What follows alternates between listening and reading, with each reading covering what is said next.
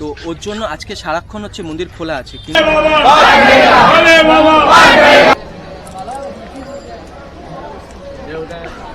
Good morning বন্ধুরা, welcome to my channel with travel creation. তো আজকে আবারও একটা নতুন ব্লগ নিয়ে এসেছি। তো আজকে এসেছি, তুমি ইন্ট্রোতে দেখে বুঝতে পারছো যে আমি কোথায় এসেছি। হ্যাঁ, আমি এসেছি হচ্ছে ভূতনাথ মন্দিরে। আর এই ভূতনাথ মন্দিরে কি করে আসলাম, পুজো দেওয়ার সময়, আর সাথে হচ্ছে পুজোর ডালার দাম কি রকম, তো সমস্ত কিছু এই ভিডিওতেই তোমরা দেখতে পাবে। তো চলো ভিডিওটা শুরু করা যায়।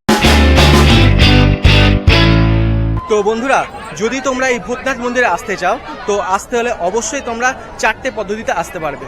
সবার প্রথম হচ্ছে ট্রেন, বাস, লঞ্চ আর হচ্ছে মেট্রো করে আসতে পারো। তো ট্রেনে করে আসতে হলে তো তোমরা চক্রেল ধরবে, চক্রেল ধরে চলে আসবে হচ্ছে আহরিতলা শোভাবাজার স্টেশনে। আর এখান থেকে মাত্র 5 মিনিটের যাত্রাপথ। তো ওখান থেকে ভূতনাথ মন্দিরে চলে আসতে পারো। আর এছাড়া যদি চাও তোমরা মেট্রো করে আসবে, তো মেট্রোর ব্লু লাইন ধরবে।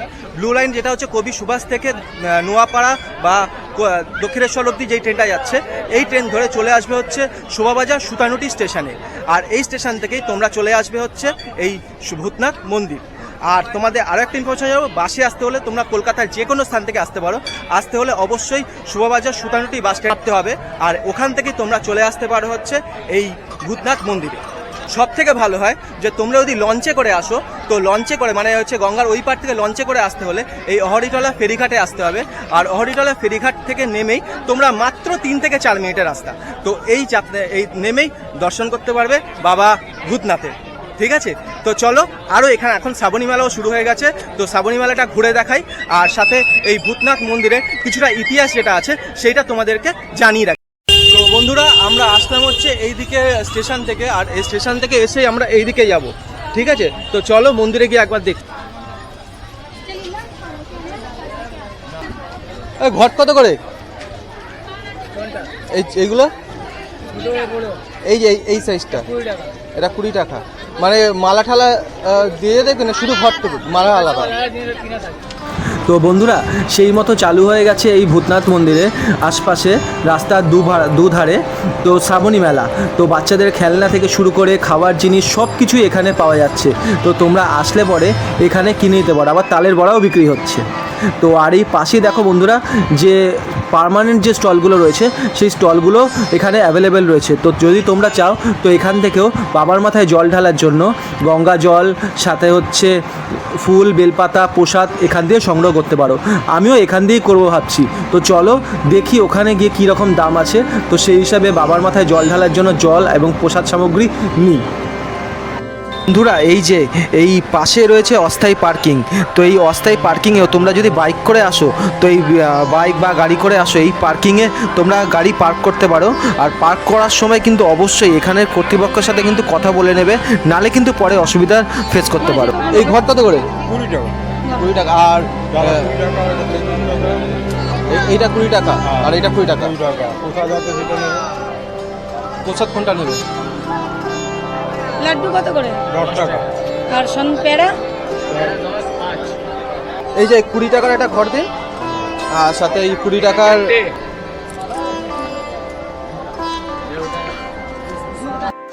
তো বন্ধুরা, আমি এই বর্ষাকাল বলে আমি ছাতা নিয়ে এসেছিলাম। তো ছাতাটা রাখতে একটু অসুবিধা ছিল, তো ওনাদের হাতেই দিলাম ছাতাটা রাখার জন্য।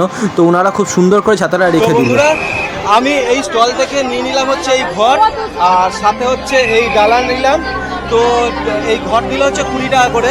তো বাবার মাথায় জল ঢালতে হবে। তো চলো এবার তাহলে বাবার মন্দিরে গিয়ে একবার দেখা হচ্ছে। হ্যাঁ, তো বন্ধুরা, শেষমেশ ঘট নিয়ে দাঁড়িয়ে পড়লাম লাইনে। আর প্রচুর ভিড় হয়েছে আজকে, যেহেতু তৃতীয় সোমবার, তো প্রচুর ভিড়। আর আমরা দাঁড়াতে পারছি না। আমি আমার বউ আর মেয়েকে নিয়ে এসেছি। তো প্রচুর ভিড় হয়েছে। তো কিছু করার নেই, এটাও একটা মানে হচ্ছে যেহেতু আমাদের পর্ব, তো অবশ্যই আমাদের এখানে এটাকে মানিয়ে নিয়ে চলতে হয়।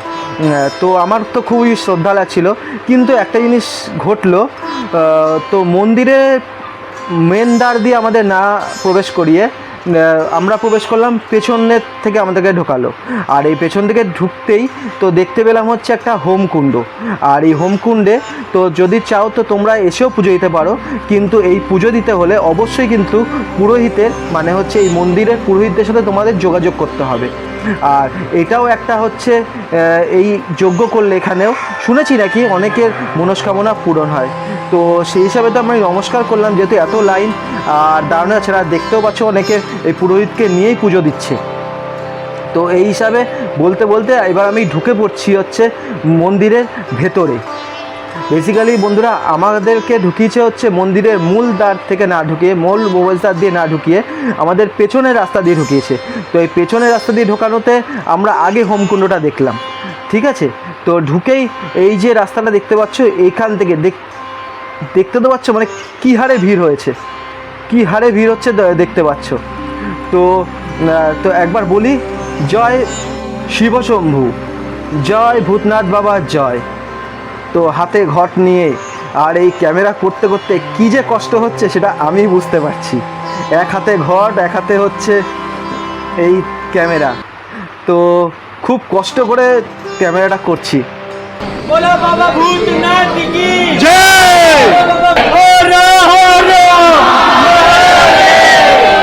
হর মহাদেব। जय श्री राम जय श्री राम जय श्री राम এই দাও দাও जय श्री राम जय श्री राम जय श्री नारायण जय श्री राम जय श्री राम जय श्री नारायण जय श्री राम जय श्री राम बाबा भूतनाथ की जय बोल बम बोल बम बोल बम बोल बम बोल बम बोल बम बोल बम बोल बम बोल बम बोल बम बोल बम बोल बम बोले बाबा बोले बाबा बोले बाबा बोले बाबा भूतन बाबा भूतन बाबा हम सब भाई को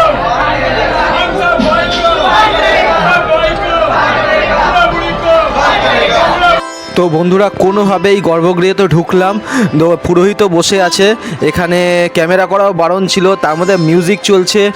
তো সেই হিসাবে না ক্যামেরা করতে পেরেছি, আবার পুজো দেওয়ার ছিল, ভগবানের উপর আমার শ্রদ্ধাও করার ছিল। তো খুবই কষ্ট হয়েছে, আর এই কষ্ট করেই বাবার কাছে গিয়েছি, কিন্তু বাবার দর্শন হলো না আমার কাছে, এইটাই আমার আফসোস থেকে গেল। তো সেই হিসাবে এসছি, আর এখানে ভলেন্টিয়ার্সরাও রয়েছে, কোনো অসুবিধা হয়নি। আর প্রচুর ভক্তরা এখানে এসছে। আর যে জলটা এটা ঢালতে হচ্ছে, একটা পাত্রের মধ্যে জলটা ঢালতে হচ্ছে, সেই জলটা গিয়ে বাবার মাথায় গিয়ে পড়ছে। যেহেতু এত লোক বলে তো বা এত ভক্তরা বলেই এর জন্যই এই জিনিসটা আশা করছে করেছে। তো এর জন্য কিছু করার নেই, তো মেনে নিতে হয়েছে। তো তবুও একটু মন্দিরের বাইরে কোনোভাবে বেরিয়ে মন্দিরের ভেতরটা তোমাদের দেখানোর জন্য চেষ্টা করছি। তো ওখান দিয়ে ভলেন্টিয়ার্সরা বলছে যে এখান থেকে যদি পুজো দেওয়া হয়ে যায় তো বাইরে গিয়ে দাঁড়িয়ে থাকো। তবুও আমি তোমাদের জন্য চেষ্টা করছি যে কোনোভাবে ফুটেজগুলো তোলা যায় কি না। তো অনেক কষ্ট করে শেষমেশ কিছু ফুটেজ তুলতে পেরেছি। আর এর পরের বার যখন আসবো তো পুরো এটা দেখাবো। নন্দী মহারাজকে তো দেখতে পেলাম না এত ভক্তদের ভিড়ের জন্য। তো আশা করছি তোমরা আমার এই ভিডিওটা দেখছো, আর আশা করছি ভালোও লাগছে তোমাদের। তো বন্ধুরা ভেতরে প্রচুর ভিড় ছিল, তো এই ভিড়ের মধ্যেই কোনোভাবে পুজোটা দিলাম। আর এই দিতেই তারপর বেরালাম। আর বেরানোর সময় একটা জিনিস ভালো ছিল যে এখানে প্রশাসন খুব ভালো ছিল, যে খুব সুষ্ঠুভাবে পুজোটা দেওয়া হয়েছে। কিন্তু দুঃখের বিষয় এটাই যে বাবার দর্শন করা গেল না। তো অন্য কোনো সময় এসে বাবার দর্শনটা করে দেবো, যেহেতু আজকে সোমবার, তৃতীয় সোমবার শ্রাবণের। তো ওর জন্য বাবার দর্শন করা গেল না, দূর থেকেই পুজোটা দিলাম। আর ভিডিওটা চাষপাশে এত মিউজিক দিচ্ছে, তো আমাকে আলাদা করে ভয়েস দিতে হচ্ছে একটাই কারণের জন্য, নাহলে শুধুমুধু কপিরাইট খেয়ে যাব। তো ওর জন্য আমাকে আলাদা করে ভয়েসটা দিতে হলো বন্ধুরা, এর জন্য খুবই দুঃখিত। তো নালে আমি অবশ্যই ভিডিওর ভয়েসটা দিতাম। তো আশা করছি দেখো। আর এই শ্রাবণের যে ভিড়টা আছে, ভিড়ের মধ্যে দিয়ে এসে যে পুজোটা দিলাম, আর এই যে ভিড়ের কন্ডিশনটা তোমরা দেখতে পাচ্ছ যে কি ভিড়, অনেক কষ্টে পুজোটা দিয়ে বেরিয়ে আসলাম। তো অন্য কোনো দিন এসে বাবার মাথায়, বাবার সামনে দাঁড়িয়ে পুজো দেব, আর সাথে হচ্ছে নন্দী মহারাজকে দেখব, নমস্কার করব। তো বন্ধুরা আমি এই ভূতনাথ মন্দিরের কিছুটা ইতিহাস তোমাদেরকে জানিয়ে রাখি। তো জানাতে হলে সবার প্রথম জানাবো যে এই মন্দির, এই ভূতনাথ মন্দির যেটা রয়েছে প্রায় 300 বছর পুরনো এই মন্দিরটা। আর এই মন্দিরে মানে বারাণসীর সাধু অঘরী সাধুর হাত ধরে এই শিবলিঙ্গটি এখানে আসে। আর এই ভাগীরথীর তীরে ডিমতলা মহাশ্মশানের পাশে এই মন্দিরটি অবস্থিত। যখন তিনি নিয়ে আসেন এই শিবলিঙ্গটি, তখন থেকে এই সমস্ত দায়িত্বভার ছিল হচ্ছে মল্লিক সম্প্রদায়ের হাতে। আর এই মল্লিক সম্প্রদায়ের সাধারণত পেশা ছিল হচ্ছে তারা আসলে হচ্ছে ডোম ছিলেন। আর তারপর এই যে দায়িত্ব চলে যায় হচ্ছে 1934 সালে হিন্দু সমিতির হাতে। আর তারপর থেকে এই মন্দির এখন পর্যন্ত তারাই পর্যালোচনা করছে।